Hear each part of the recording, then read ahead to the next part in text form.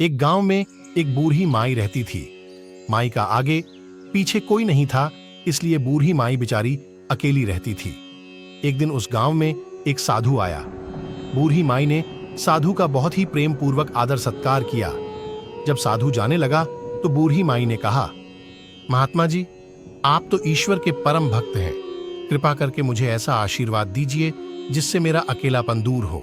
साधु ने मुस्कुराते हुए अपनी झोली में से बाल गोपाल की एक मूर्ति निकाली और बुढ़िया को देते हुए कहा, माई, ये लो, आपका बालक है, इसका अपने बच्चे की तरह प्रेम पूर्वक लालन पालन करती रहना। बुढ़िया माई बड़े लाड़ प्यार से ठाकुर जी का लालन पालन करने लगी।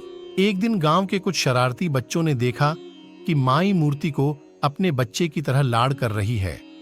नटखट बच्चों को माई से हंसी मजाक करने की सूझी। उन्होंने माई से कहा, अरे मैया सुन, आज गांव में जंगल से एक भेड़िया घुस आया है जो छोटे बच्चों को उठाकर ले जाता है और मारकर खा जाता है।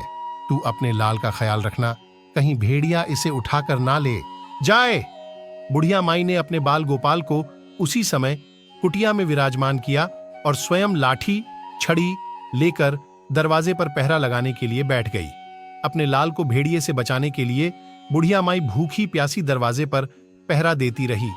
पहरा देते देते एक दिन बीता, फिर दूसरा, तीसरा, चौथा और पांचवा दिन बीत गया। बुढ़िया माई 5 दिन और 5 रात लगातार बगैर पल के झपकाए भेड़िए से अपने बाल गोपाल की रक्षा के लिए पहरा देती रही। उस भोली भाली मैया का यह भाव देखकर ठाकुर जी का हृदय प्रेम से भर गया। अब ठाकुर जी को मैया के प्रेम का प्रत्यक्ष रूप से आस्वादन करने की इच्छा हुई। भगवान बहुत ही सुंदर रूप धारण कर वस्त्राभूषणों से सुसज्जित होकर माई के पास आए। ठाकुर जी के पांव की आहट पाकर माई डर गई कि कहीं दुष्ट भेड़िया तो नहीं आ गया मेरे लाल को उठाने। माई ने लाठी उठाई और भेड़िए को भगाने के लिए उठ खड़ी हुई। तब श्याम सुंदर ने कहा, मैया, मैं तेरा वही बालक हूं जिसकी तुम रक्षा करती हो।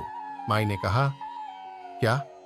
चल हट, तेरे जैसे बहुत देखे हैं, तेरे जैसे सैकड़ों अपने लाल पर न्योछावर कर दूं, अब ऐसे मत कहियो, चल भाग जा यहां से।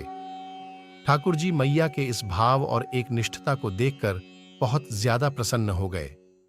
ठाकुर जी मैया से बोले, अरे मेरी भोली मैया, मैं त्रिलोकीनाथ भगवान हूं, मुझसे जो चाहे वर मांग ले, मैं तेरी भक्ति से प्रसन्न। बुढ़िया माई ने कहा, अच्छा, आप भगवान हो, मैं आपको 100 प्रणाम करती हूं। कृपा कर मुझे यह वरदान दीजिए कि मेरे प्राण प्यारे लाल को भेड़िया न ले जाए। अब ठाकुर जी और ज्यादा प्रसन्न होते हुए बोले, तो चल मैया, मैं तेरे लाल को और तुझे अपने निज धाम लिए चलता हूं, वहां भेड़िए का कोई भय नहीं है। इस तरह प्रभु बुढ़िया माई को अपने निज धाम